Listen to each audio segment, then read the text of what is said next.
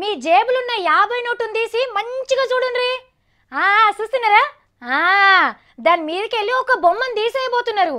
ఏంటి అది ఎరికేనా? ఏంది గాంధీ తాత బొమ్మనా? అబ్బో, గాంధీ తాత బొమ్మ లేకపోతే ఏమన్నా ఉన్నదా కథ? తాత బొమ్మ గట్లనే ఉంటుంది. మరి ఈ 3 సింహాలు తీయరు, 4వ సింహం చూపియరు. ఓహోహోహో, రిజర్వ్ బ్యాంక్ ఆఫ్ ఇండియానికి ఇట్లా తీస్తారా ఏంది అని అనుకోకుండ్రి, అది కూడా గట్లనే ఉంటుంది. జరసేపు ఆలోచన చేయండి. చేస్తున్నారా? ఏంది తోస్తలేదా? అయితే నేనే చెప్తా ఈనుండ్రి. మన పార్లమెంటు బంగులా ఇక దీంట్లోకి కొన్ని వద్దులల్లా మనందరం కూడా పోవచ్చు.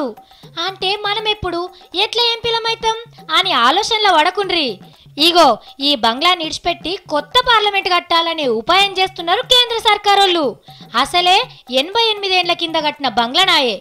ఎత్తు మందం బందవస్తే ఉన్నా గాలస్తే గలగల, వానొస్తే లొడలొడ అన్నట్టే అయిందట.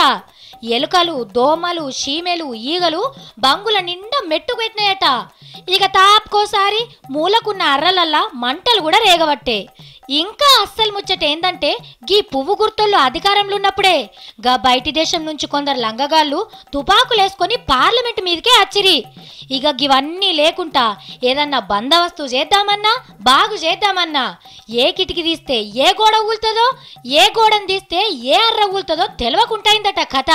ఇక గిట్ల అన్ని తీర్లొచ్చే తిప్పలన్నిటిని ఈసారించుకొని ఓ కొత్త పార్లమెంటు కట్టుకున్నదే నయమున్నదని ఉపాయం చేస్తున్నారట. మరి గింత మంచి బంగ్లా, ఏండ్ల కొద్దీ సర్కార్లను నడిపించిన బంగ్లాను ఉత్తగానే ఉంచుతారా?